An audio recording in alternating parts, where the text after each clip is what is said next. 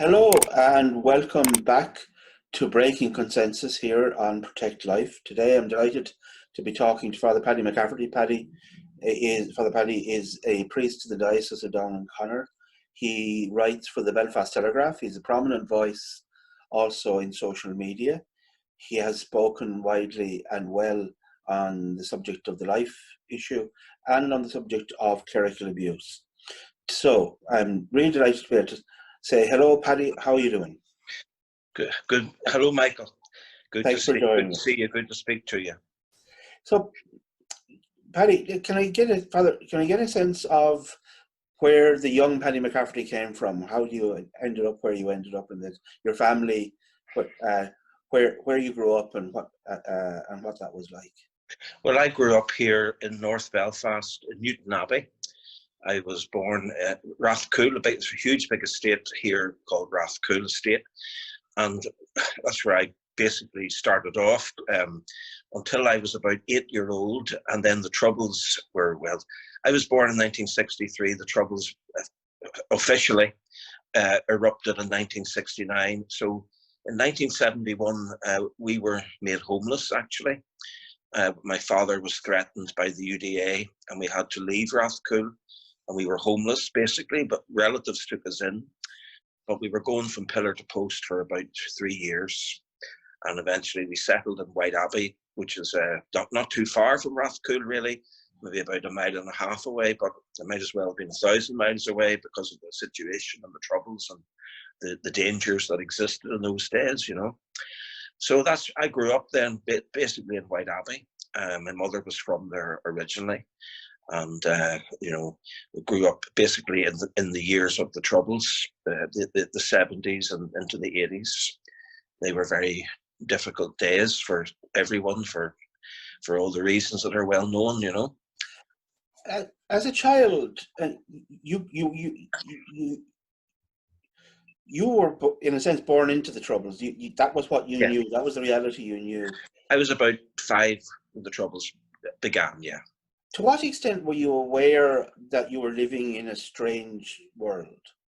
Oh, well, you were very aware. You accept it as normality. You grew up with this real danger. There were places you couldn't go, wasn't safe to go. And as I said about the whole experience, we didn't really understand the experience of being made homeless, but it was obvious my parents were distressed and causing them much anxiety and the distresses and difficulties of that. But then going to school, you know, you were used to being stopped by the British Army and your school bag searched and things like that, you know, so you were aware and you were aware of every morning on the news there was something. Someone had been shot dead, there had been a disturbance, there had been a bomb, you know. You grew up and you accepted. You didn't question it. You didn't think, you know, you just thought this is normality. You know, this was normal life, you know, and it was crazy when you look back on it now, you know, and you would hope and pray that no young person would ever have to have that experience ever again. But, you know, we didn't question it. We got on with it, got on with life and did our best and so on, you know. How do you think it affected, I mean, it's not a thing that you would have been conscious at the time, but looking back, how do you think it affected you? Not just you personally, but I mean your cohorts, your friends, in your life, your development. Personally, I know that it made me very anxious. I was anxious from childhood. You know, I was afraid. You know, I was. For example, our house when we eventually were housed again, I was hyper concerned with bolting the door at night and things like that, you know, and I would check 3, 4, 5, 6 times to make sure the door was secured, you know, things like that. You know, I mean, looking back now, I can see I was very anxious as a child, you know, and I know that others, and I suppose we're still living in a traumatized society in the north here because of the things that people witnessed, because of the things that they lived through, you know. And I mean, I remember at the age of 11, being on the scene shortly after 2 young people were shot dead, a boy of 16 and a young girl of 18 who was very badly wounded and died 2 weeks later. And I remember vividly, I can see it in my head still, the aftermath of that shooting. And I was about 11, So it was a dangerous, frightening world, I remember, and we used to talk about it, shall we say, the lads from the deep south. Mm. When we were in college, we passed a certain amount of time and crossed over when we were in college at the same time. Yeah.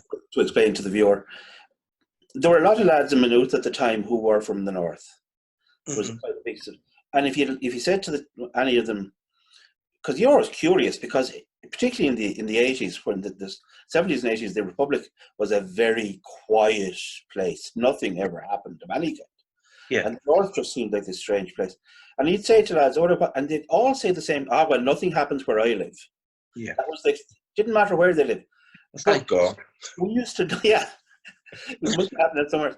But we all noticed, I don't know if you were aware of this, that the lads would come down, say, in September or come back after Christmas, and there would be a tension about them. And you could gradually see that unwind after maybe a month or two. I don't know if the lads from the north were like them, but I remember several of my friends from, as I said, you'd notice it. And then they'd go back for holidays and come back, and you could see this tension was back. Yeah. Yeah, I mean, I wouldn't have been aware of that, but I mean, when you say it, it certainly adds up. It makes sense because you were living in a very stressful environment, and you were living in a dangerous environment. I mean, you could, without being overly dramatic about it, but you could have been killed at times, And, I think back, for example, as a young lad going to school, we had to be taxied to school in my primary school because it was too dangerous where our primary school was located. For us as children, and I'm talking about children of primary school age, national school age, it was too dangerous to walk to school, because we would have been beaten up. And I was beaten up, as a child, as a small child by other children because I was a Catholic. Yeah. And you lived with that, and there was much worse that could happen. Of course, there were children who were killed in the Troubles. A couple of hundred children died in the Troubles. The school, the secondary school, the second level, St. Malachy's College, where I went to school then after primary school. The year or 2 years before I started in 1974, one of the students was shot dead, a 14-year-old boy, in his father's car. His father was driving him to school, and his father was a surgeon in the Mater Hospital in Belfast here, Mr. Gormley. And young Rory Gormley was only 14, and he was shot dead in his father's car because he was wearing a St. Malachy's College school uniform that identified them as Catholics. Now, they didn't mean to kill him, they meant to kill his father, I think, But he was killed, the boy was killed, And that was the sort of world. That was it, and you had as I said, you didn't think about it, you got on with it. And that was life, So I suppose. So some young men, and young women, in a reaction, shall we say, to the situation, embraced anger and responded in anger. Yeah. That's not the direction, at least, you went when you end up going into study for the diocese.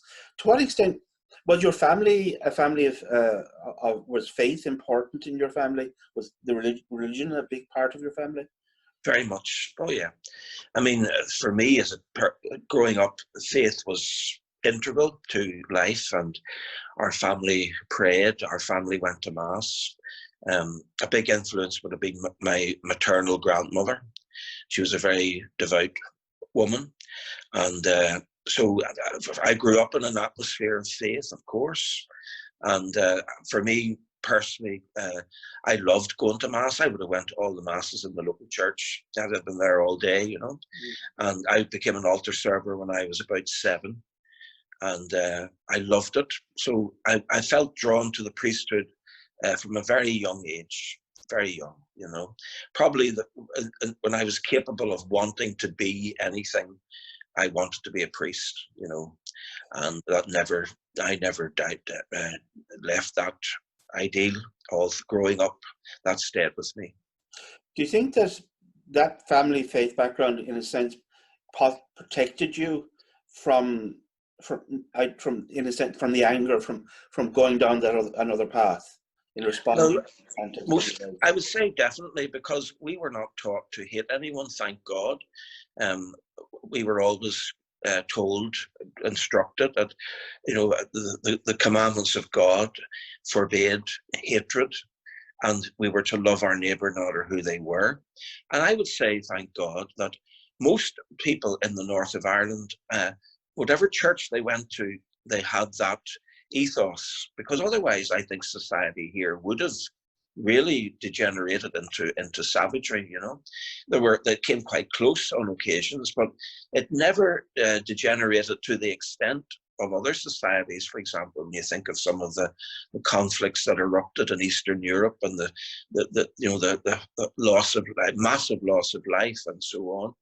I think what's kept things relatively, steady here was that most of the churches, most of them, would have preached that we are to love God and our neighbour as ourselves, no matter who they were.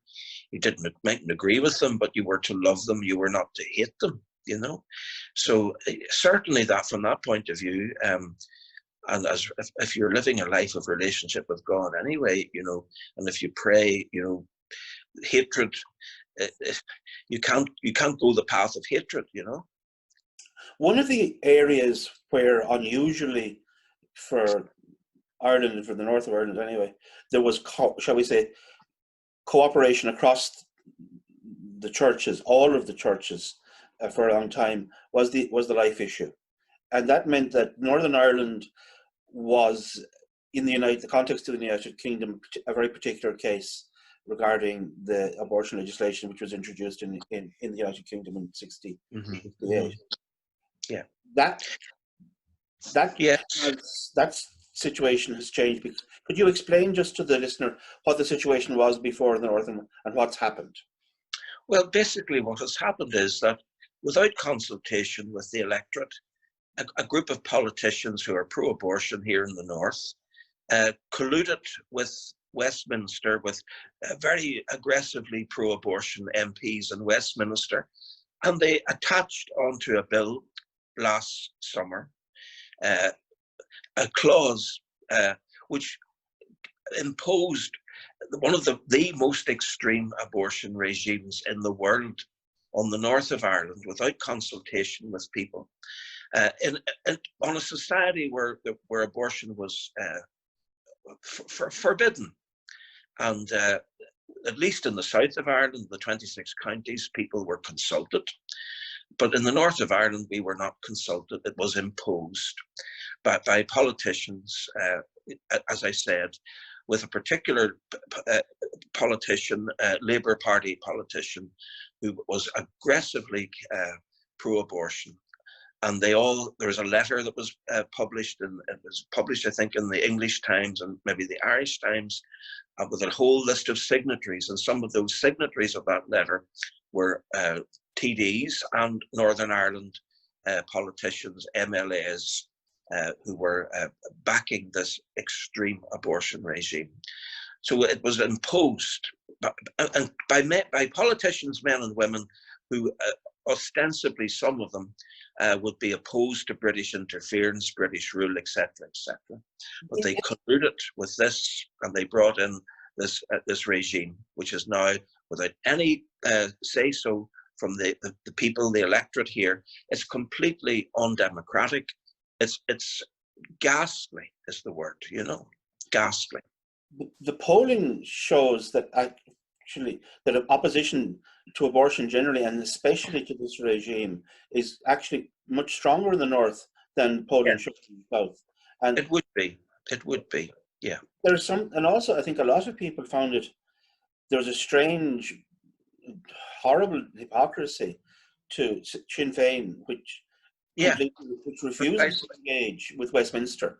Precisely. But rather than actually refer this to the people of Northern Ireland or to the Assembly, took the opportunity to have this regime imposed on the people of the North by Westminster. Exactly what happened, yes.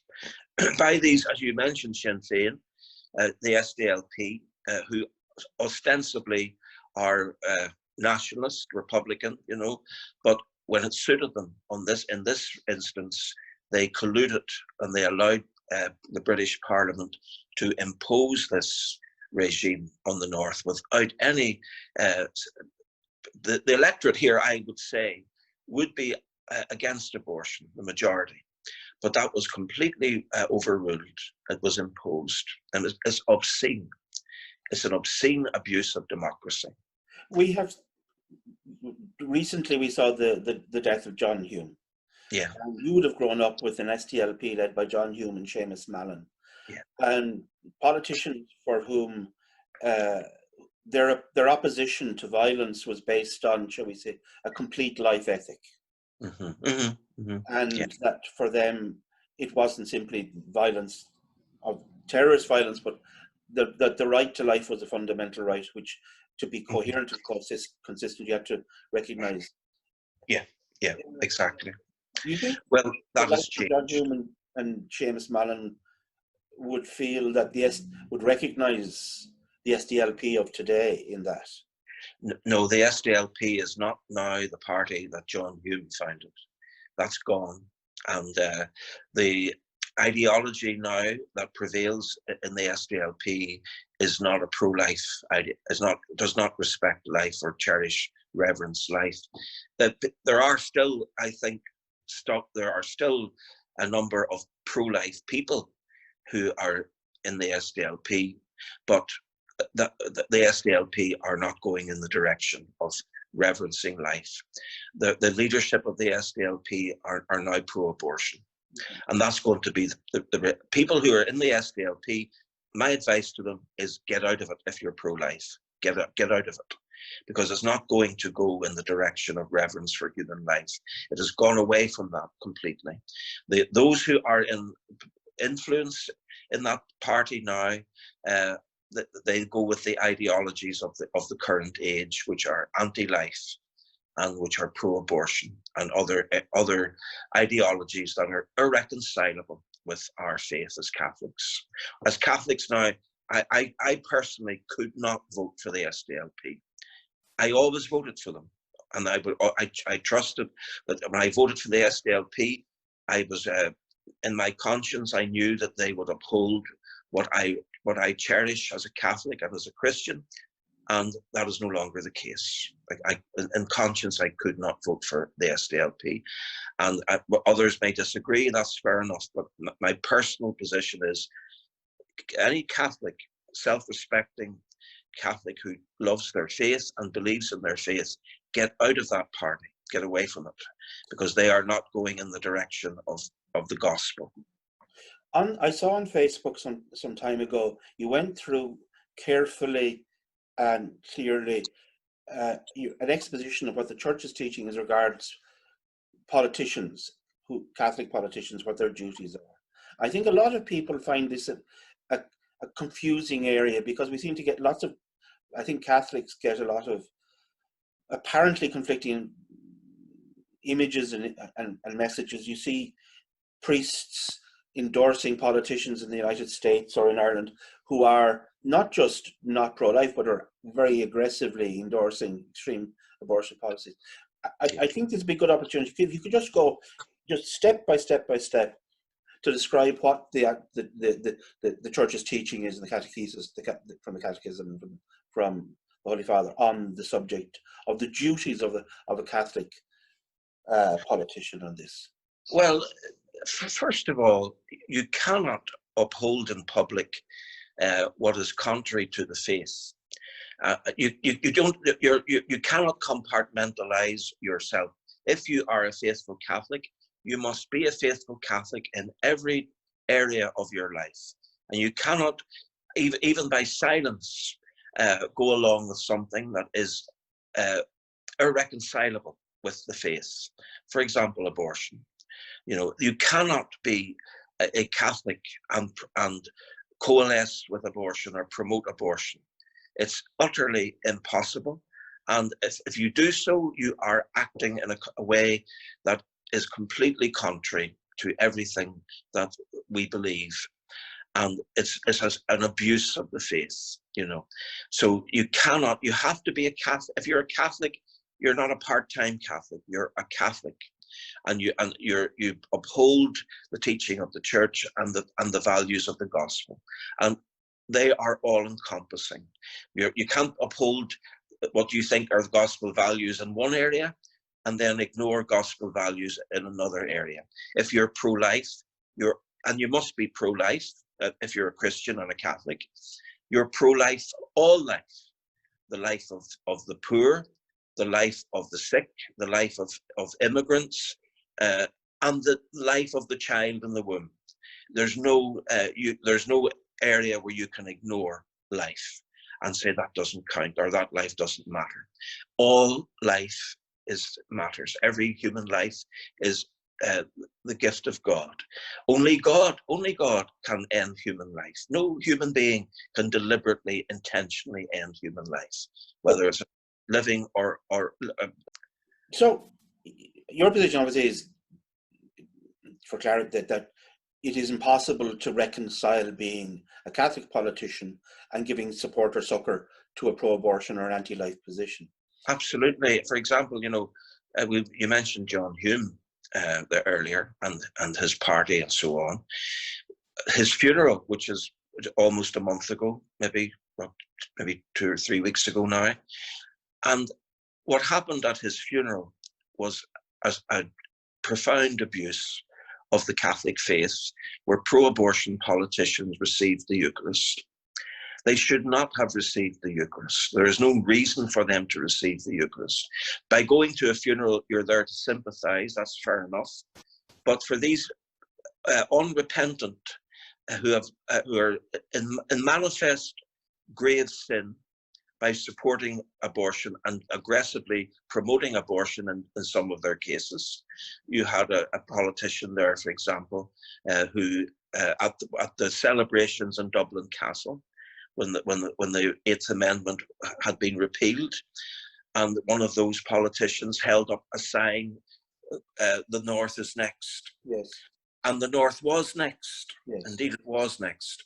Now, for that person to receive Holy Communion is a desecration of the Blessed Sacrament, and it is an abuse of the Eucharist. That person, the only way that person and others like that person should receive Holy Communion is after they have publicly repented of their stance on abortion, which is irreconcilable with the Catholic faith, and renounced their previous position and been reconciled with Christ and the Church. Only then should they receive Holy Communion.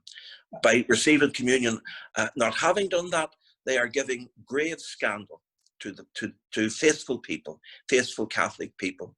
There are Catholics who cannot receive Holy Communion because of their circumstances in life, and who don't receive Holy Communion because of their reverence for the Blessed Sacrament. And for what signal does it send to those good people when these politicians who are pro-abortion, who are advocating a sin that cries out to God in heaven, and they come and they're given the Blessed Sacrament and they present themselves for Holy Communion? It's an obscenity. It's a desecration of the Blessed Sacrament. What strikes me about it is I am not the religious person I once was. So if I was at my father's anniversary mass recently, for example. Yeah. And I didn't take communion because I felt it would be a deeply disrespectful act to do so. Precisely. What I don't understand is, if you're receiving communion and you're not a Catholic, then it's just a performative act. Exactly. It's deeply and horribly disrespectful. But yeah, and I'm not asking you to invite. I'm not inviting you to pass judgment on individual priests. It's not about passing judgment. It's about the public act. You know, these people have promoted aggressively, in many cases, a sin that is, you know, it's one of the sins that cry out to heaven. And for them then to present themselves for Holy Communion is shocking. And completely unacceptable. Paddy, isn't it also the case that the priest is there and this person is in front of them? They have this public position. Now, if the priest believes in the Eucharist and he believes that you should not receive it unless in a state of grace, and I remember hearing a sermon, a very strange one, about the moral and spiritual consequences of receiving communion lightly and while not in a state of grace. Mm-hmm. As it is, I mean, isn't the scripture saying it is a condemnation? Well, it's very clear. And that the priest is participating in a sense. He's not doing them, if he truly believed in Yes, you're doing them no favors. You're doing them no favors by allowing it to happen. What should happen, what I personally would do, I would speak to that person and I'd explain to them, you cannot receive the Eucharist. If they were to present themselves, I would give them a blessing, simple blessing. When many people come who are not able to receive Holy Communion and they come for a blessing, that's fine. And if they persisted, I would refuse to give them the Blessed Sacrament. It's an abuse of the faith. And it is based on the teaching of Scripture in the first letter of Paul to the Corinthians, chapter 11, where St. Paul says very clearly that if you eat and drink the body and blood of the Lord unworthily, you are eating and drinking your own condemnation. You're eating and drinking your own damnation by receiving the Blessed Sacrament unworthily. But this is would clear say case of that. You can't be in a position to know when a person presents themselves for the sacrament. You're not in a position to know. In the case of this, of abortion, pro-abortion politicians, you are, because they have publicly, they're in what the church calls manifest grave sin. They have publicly declared a position and embraced an ideology that is utterly contrary to the faith. They should not present themselves for Holy Communion. And I've heard the arguments that you don't politicize the Eucharist, that you don't turn the altar into a battleground. No, you're not. They are politicizing the Eucharist by daring to present themselves for the Eucharist. They should not, they have no right to present themselves for the Eucharist. And until they have publicly renounced their pro-abortion views and repented of those and gone to confession and been reconciled to God and declared themselves against abortion, then they can come to receive Holy Communion. Not until. And for them to come is an obscenity and is a desecration. But also, for a priest who would have a different idea, you would say that this is not compassion. This is not. No, it's not compassion. You're actually colluding with them in their delusion. And the priests responsible, and bishops and priests, they're responsible. God will hold us to account. It says clearly in the scriptures, and Prophet Ezekiel, for example, if you do not warn the wicked man, I will hold you responsible for his death. So therefore, we will be held responsible at the judgment seat for what we have done and what we have not done, for not warning. What the priest should do and the bishop should do is say, no, you cannot present yourself in these circumstances to receive Holy Communion. Private sin is you go to confession, and private sin is a private sin. But this is public. This is public scandal, and they are in a public position, and they have espoused notions and ideas and etc. that are utterly irreconcilable to the faith, and therefore they have to be challenged on that. Very hurtful, I know, as well to other people. I remember a friend of mine who was in an irregular situation in his with his marriage, which had broken down. He'd remarried and things had happened, and he resiled himself from communion. He attended mass because he was not in a position to receive it. And I think I remember he having a conversation with him about this, and it made him angry. We were actually talking not about Ireland, but about the United States and certain politicians there who played up the idea of being a Catholic politician and were colluded with by members of the hierarchy in the United States. Yeah. Yes. And he said that he desperately missed being able to go to receive the Eucharist, particularly, say, for him, at say Christmas or at Easter or Good Friday to take the Eucharist was a terrible loss for him. But he said he couldn't, in conscience, do it because he couldn't be absolved. So that was where he was. But we live in we're moving away just slightly from that. There's another area just when we're on this subject. I'm curious, just to get your opinion on it. I mean, I don't want to trap you into any controversialism, but I know it's an issue today. I've talked to friends of mine. What do you do? For example, I know some people find some baptisms problematic now. When a young couple or whoever present with the child and they say we want the child baptized, and people make promises, and there are promises that as one lady once said to me, she was at she said, and everybody knew these were just words cast into the air. I know, yeah. But it's very hard on the other hand to say to someone, I won't baptize your child. Well, That's a very harsh thing to do. Personally, I would never refuse baptism, never. You're leaving the door open, even in those cases that you're describing. I know, I mean, we have lots of baptisms here. We don't see the parents, we don't see the child until First Holy Communion, That's unfortunately the way things are, but you leave the door open. You don't refuse baptism. I would never refuse baptism to anyone, to a child. No, it's not the child's fault anyway, number one. And you never know the grace of God. You never know. There will be some little seed planted somewhere, and so you trust in God when you baptize, that the grace of God will be effective at some stage. And so, no, I would never refuse to baptize a child, never.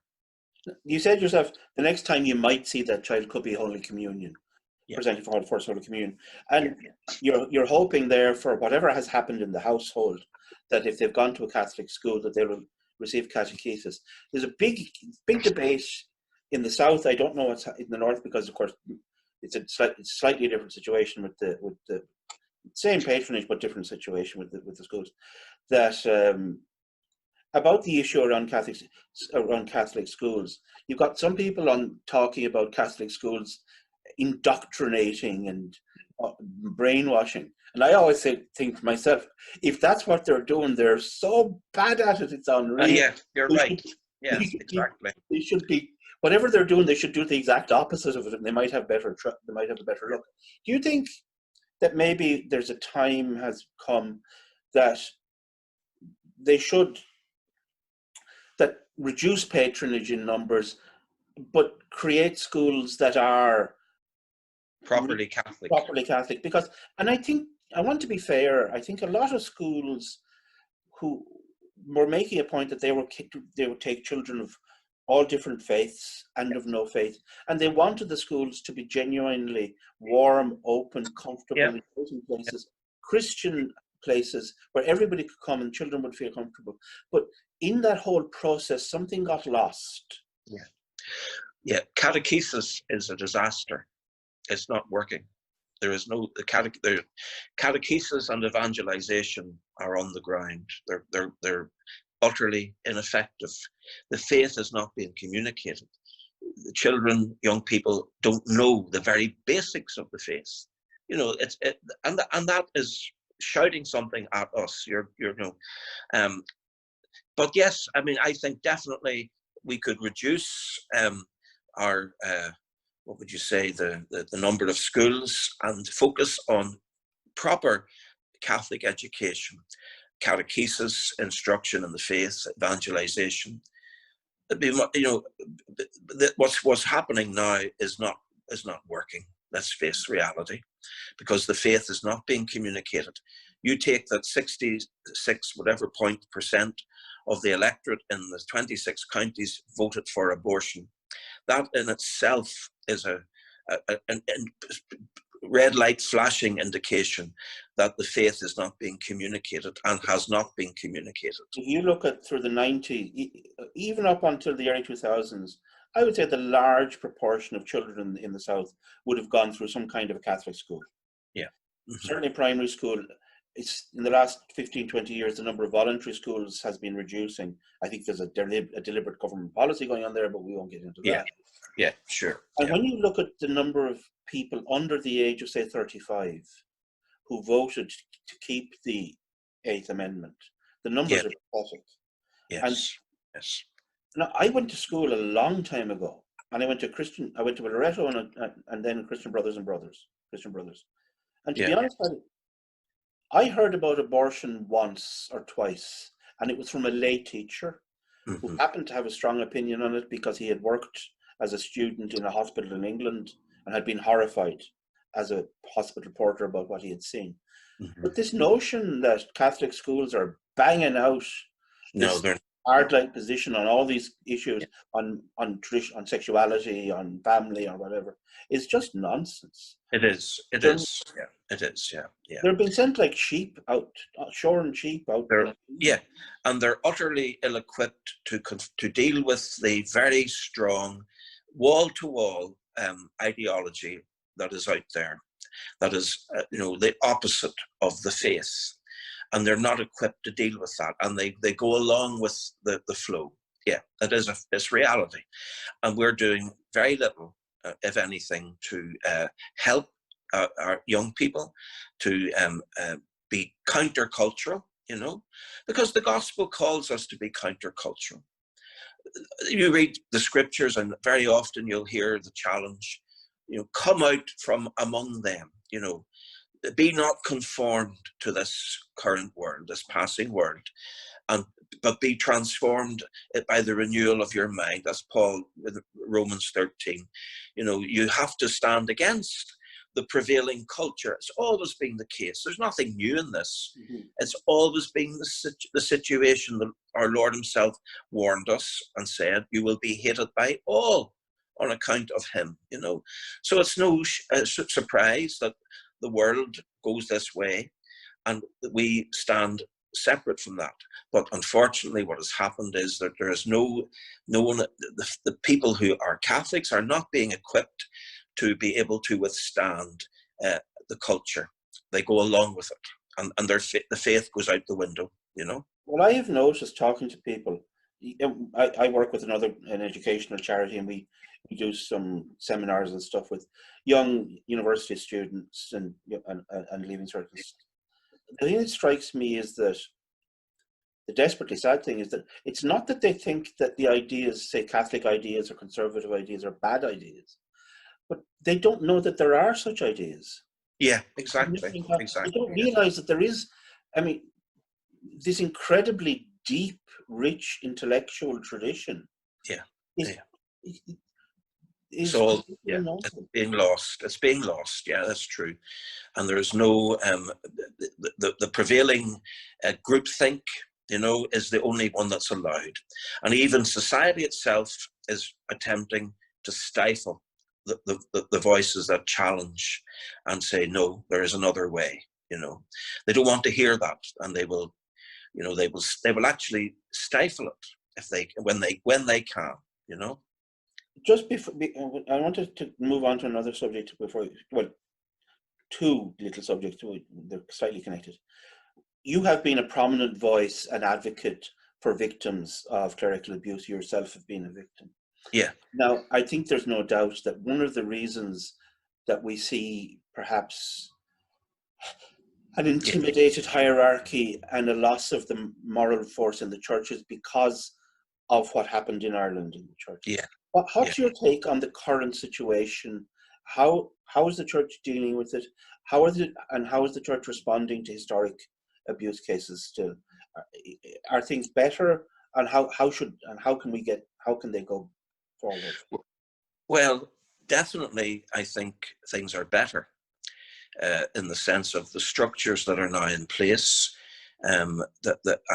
which were never in place really, and there was no. For victims, there was no structure at all for them to come forward and to be listened to and believed and helped. Now, that has changed, I think, definitely. But having said that, of course, there is a long, long road still to go. This is a work in progress. This is the damage that is caused is profound, and it will take. In some cases, it won't be healed in this world. It'll only be when people go to God that they will be healed. I, as you mentioned, yes, of course, have my own history there. I was abused by a babysitter when I was a child of about 5, and then later a priest when I was a young adult. Now, it had a profound effect on me personally, and it took a long, long time to deal with that, and the priest in particular, to deal with him. And he has now been dealt with by the courts, and there was a public trial and so on. All of that has happened, but you're still left with the legacy of the harm and the impact of that, which you have to live with and deal with on a day-to-day basis. And there's some days, there are days when it's not easy, and then thank God there are days when it is much easier. But it's not the same. Everyone's story is different, and every victim has their own way of dealing with things. And some survivors, the word victim survivor is interchangeable, because some days you're a survivor, some days you're not. But you have to deal with everyone where they are. And I do think that, yes, the church is much more tuned in. For a long time they weren't, and I was battling way back in the 90s, particularly I think of the 90s, when I was battling against this institutional hardness of heart against the survivors of abuse. And that was a very, very difficult station to be in then, because I was speaking out against abuse, and I was confronting the church over abuse, and I was very unpopular for doing that, But I hadn't gone public with my own story at that stage, but I was operating out of the pain that I was in, and the suffering that I was going through at that time. So, and I experienced callousness and, trying to find the words. It was horrible. But I do think that the church has begun to make the right journey, but a lot of the hierarchy are cowed, and they're afraid, and they're beaten down. They're going to have to recover from that. They have to, for the sake of the faith, for the sake of the gospel, and they're going to have to stand up. These things happened. There's no changing that. These things happen in every walk of life. I had an experience of abuse in the church, and totally apart from the church. With a babysitter who had nothing whatsoever to do with the church, wasn't even a Catholic. So this is a reality of human life. The church has to give leadership and has to lead. Of course it does. I do think that there has been great progress made, but that's not something to sit back and pat ourselves on the back about, Is there something in particular you think that can still be done better? Well, yes, I think I sometimes would question the genuineness of their response to victims. Does it really come from the heart, or is it just ticking boxes? Yeah. So I would have questions about that, and doubts about that. And behind it all, is there still the attitude as there was that we are nuisances, the victims are nuisances, and pacify them, get rid of them attitude, rather than a genuine conversion of heart towards the victims, towards the survivors of abuse, And I think that has to be constantly under review, constantly. It's a tough time still. You said the hierarchy. It's hard though. I mean, for curates and parish priests, I know when talking to friends and to others, what has happened has created a kind of an antipathy in places at times which never would have been part of Irish life. I Yeah, know friends who would say, I remember one guy saying to me, he doesn't wear the collar when he goes to Dublin now because he got tired of people spitting at him. yeah, yeah, yeah. What's your experience of that? Have you experienced that anger? Um, Personally, not a lot. No. Um, I could understand that anger. We have to take that on the chin. There's no to take that on the chin. In a certain sense, we deserve that. Right. You know, we deserve that. Take it on the chin and stop crying. Dry your eyes. You know, get on with it. It often is deserved, not personally, not individually, No. but collectively. The church messed up spectacularly, and give society a stick to beat it with, you know. So dry your eyes over that and get on with it, you know. Personally, I haven't experienced an awful lot of, you know, that antipathy, but I can understand it. And I know some priests who have. Yes, I do.